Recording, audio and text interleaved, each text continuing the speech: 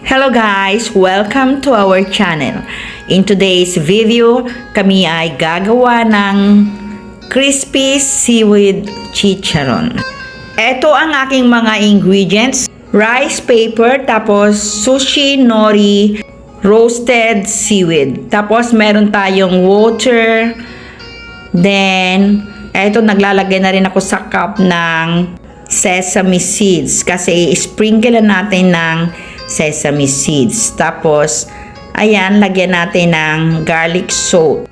Garlic flavor din ang ating gagawin. Simulan na natin. So, ito ang ating gagamitin nga. Rice paper, itong round na hawak ko. And then, we have the seaweed. Pagdidikitin lang natin yung dalawang yan.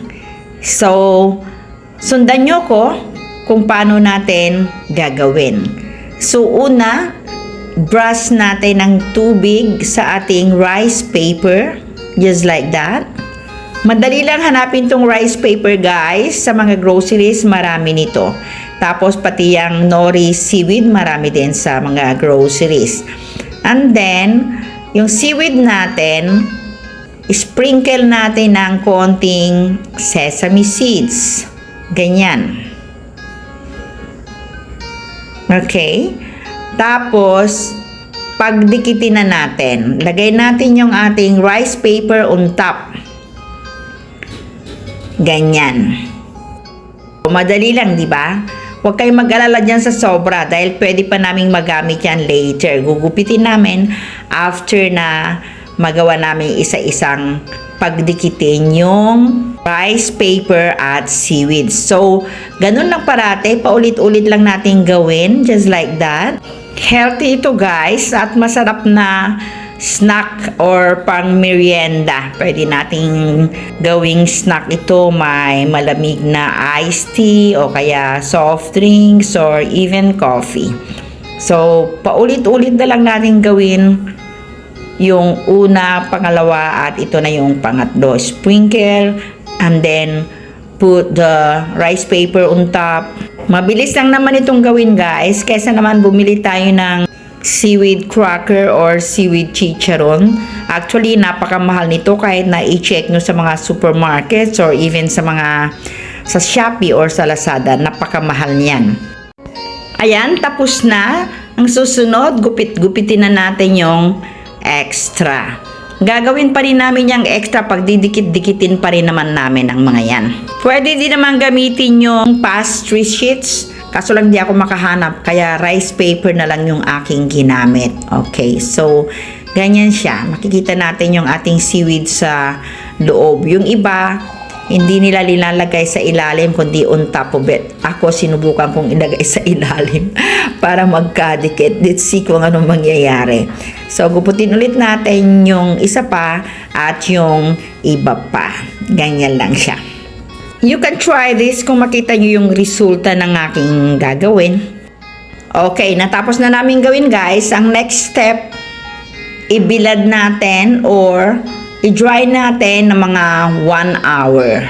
Or even less, 30 minutes. Pag nakita natin na dry na siya, tuyo na siya, pwede na natin siyang kunin at pwede na tayong magsimulang mag-fry. Pero para sigurado, i-dry muna natin siya. Ayan. O, diba? Ang bilis lang. Masarap ito guys. I hope na patapusin nyo ang video na ito para makita nyo ang resulta ng aking seaweed crispy chicharon. Charang! Ayan na siya. After an hour, dried na ang ating seaweed. Pwede na natin siyang i-cut into several pieces. Just like that. So, siguro yung isa, pwede natin gawing mga 6 na sheets. I hope na nanonood pa rin kayo guys. At please like naman ang aming channel. Ayan. Isa-isahin na natin siyang gupitin. Makikita nyo nag-crack crunchy siya. Kaya ayan o, medyo very crunchy na siya na habang ginugupit ko. Mabilis na mabilis lang ito. Ang gandang pakinggan yung crunchiness niya habang ginugupit ko, di ba guys? Karaniwan, itong sushi nori na to ay binabalot dun sa rice sushi na kinakain natin. At napakasarap nga nito, napaka-healthy nga daw. Kaya nga, mahal sa market itong sushi nori na to. Pero ito yung kinuha ko yung pinaka-best na sushi. Ayan, naglalagay na ako ng cooking oil sa kawali guys.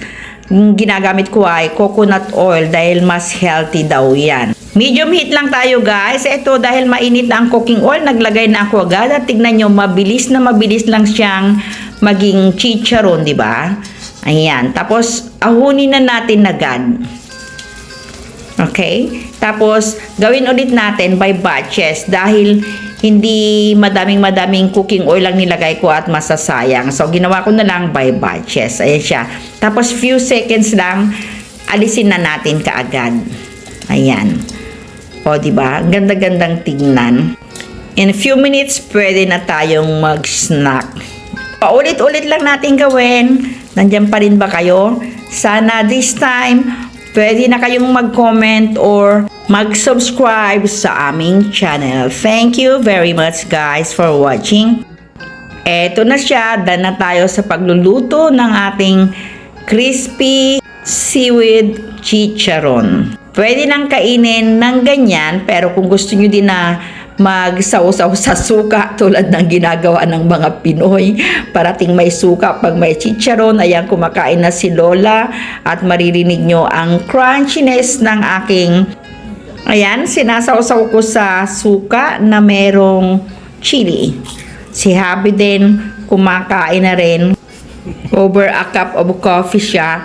Ako naman, green tea lang ang aking pinares dyan. Thank you for watching guys. See you again next time. Bye! God bless you all.